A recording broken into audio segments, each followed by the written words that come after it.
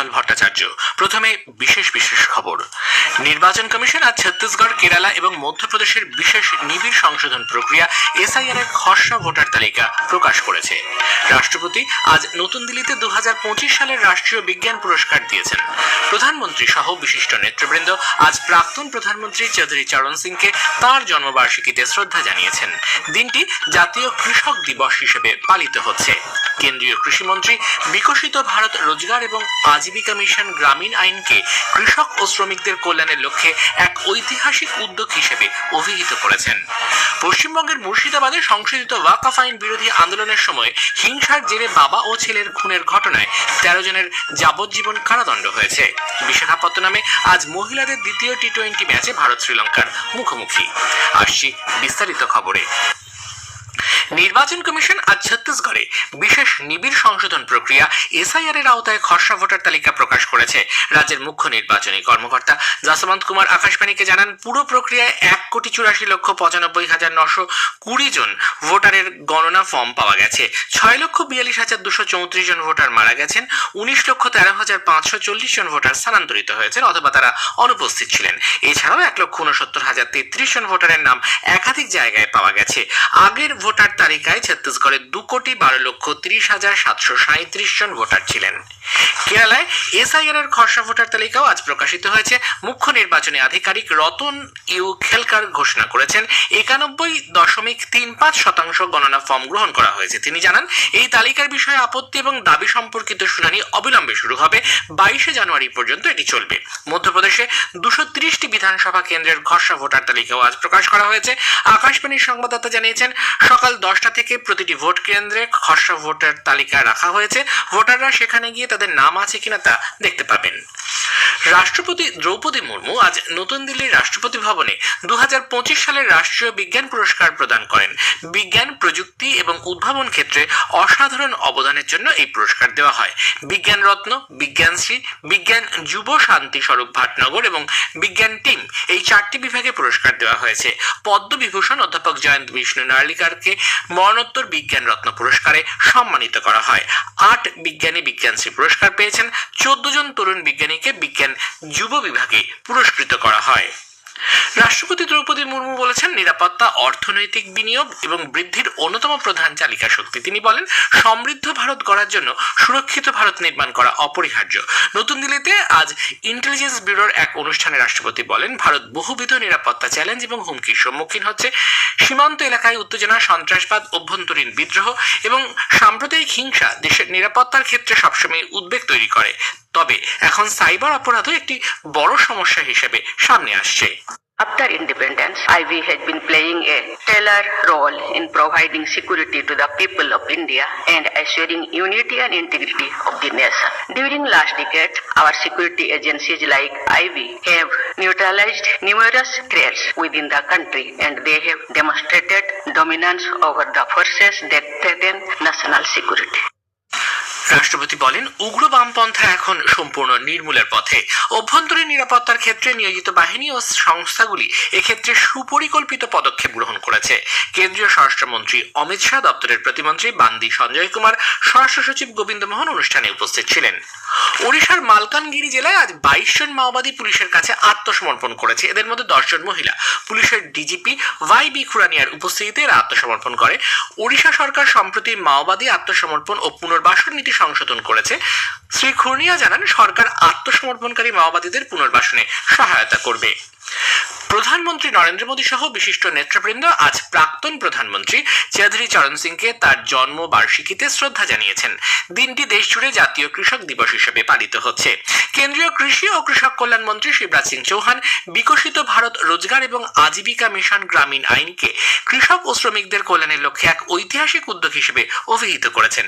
এক ভিডিও বার্তায় তিনি বলেন, গ্রামাঞ্চলে শ্রমিকরা এখন 100 দিনের পরিবর্তে 125 দিনের কর্মসংস্থান পাবে। ইচ্ছাকৃতভাবে মানরেগার নামে দেশকে বিভ্রান্ত করা হচ্ছে।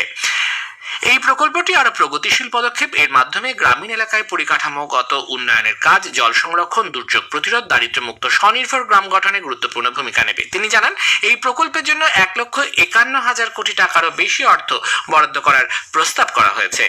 मजदूर भाइयों 100 दिन की नहीं, अब 125 दिन काम की गारंटी है, कानूनी गारंटी। और काम नहीं तो बेरोजगारी भत्ते के प्रावधान को और सशक्त बनाया गया है। मजदूरी अगर देर से मिली तो अतिरिक्त राशि देने का प्रावधान है। লোকসভায় বক্তব্য রাখার সময় আঞ্চলিক ভাষাগুলিকে প্রাধান্য দেওয়ায় সংসদে ভারতীয় সাংস্কৃতিক ও ভাষাগত বৈচিত্র্য তুলে ধরার জন্য অধ্যক্ষ ওম বিড়লা এবং দলমত নির্বিশেষে সকল সাংসদকে প্রশংসা করেছেন প্রধানমন্ত্রী নরেন্দ্র মোদী। সামাজিক মাধ্যমে এক বার্তায় তিনি বলেছেন, ভারতের সাংস্কৃতিক ও ভাষাগত বৈচিত্র্য সকলের গর্বের বিষয়, এটা দেখে প্রত্যেকেই আনন্দিত। প্রধানমন্ত্রী নরেন্দ্র মোদী 28 ডিসেম্বর রবিবার আকাশবাণীতে মন কি বাত অনুষ্ঠানে তাঁর চিন্তাভাবনা দেশ বিদেশের মানুষের সঙ্গে ভাগ করে নেবেন। এটি হবে মাসিক এই বেতার অনুষ্ঠানের 129তম পর্ব। বেলা 11টা থেকে আকাশবাণী এবং দূরদর্শনের সবকটি প্রচার তরঙ্গ এবং Akashvani news on AIR website, mobile app, প্রধানমন্ত্রীর দফতর, তথ্য সম্প্রচার মন্ত্রকের ওয়েবসাইট, ইউটিউব চ্যানেলেও অনুষ্ঠানটি শোনা যাবে। হিন্দিতে এই অনুষ্ঠান প্রচার হওয়ার পরেই আঞ্চলিক ভাষায় এর তর্জমা শোনা যাবে। এ খবর প্রচারিত হচ্ছে আকাশবাণী থেকে। পশ্চিমবঙ্গের মুর্শিদাবাদের শামসেরগঞ্জে সংশোধিত ওয়াকফ আইন বিরোধী আন্দোলনের সময় হিংসার জেরে নিহত বাবা ও ছেলে হরগোবিন্দ দাস ও চন্দন দাসের খুনের ঘটনায় দোষী সাব্যস্ত 13 জনকেই যাবজ্জীবন কারাদণ্ডের নির্দেশ দেওয়া হয়েছে।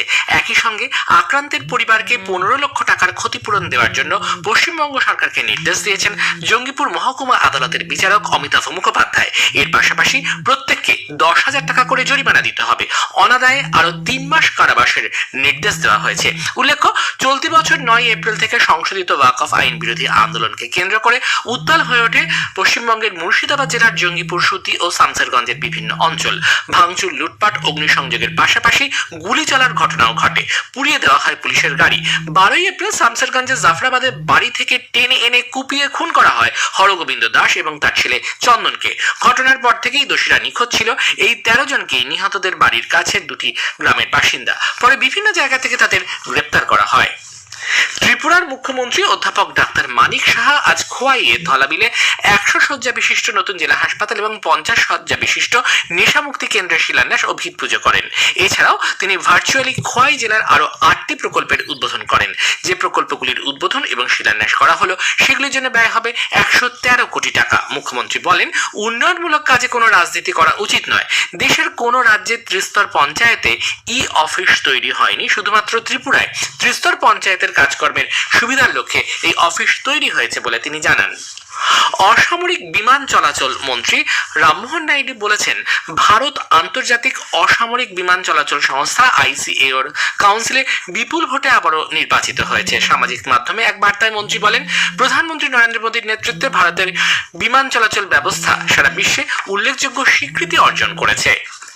রাশিয়ার বিমান বাহিনী ইউক্রেনের ওপর আবারও বড়সড় অভিযান চালিয়েছে। এই ঘটনায় ইউক্রেনের 3 নাগরিক নিহত হয়েছেন। সামাজিক মাধ্যমে এক বিবৃতিতে ইউক্রেনের রাষ্ট্রপতি ভ্লাদিমির জেলেনস্কি বলেছেন, ইউক্রেনের অন্তত 13টি অঞ্চলের ওপর 650টিরও বেশি ড্রোন এবং 30টিরও বেশি ক্ষেপণাস্ত্র নিক্ষেপ করেছে রাশিয়া। ইউক্রেনের জ্বালানি ব্যবস্থা এবং অন্যান্য পরিকাঠামোকে সম্পূর্ণ ধ্বংস করার জন্যই এই হামলা চালানো হয়।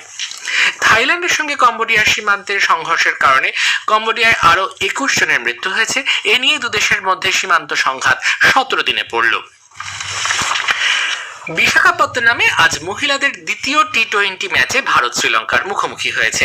টসে জিতে ভারত শ্রীলঙ্কাকে ব্যাট করতে পাঠিয়েছে।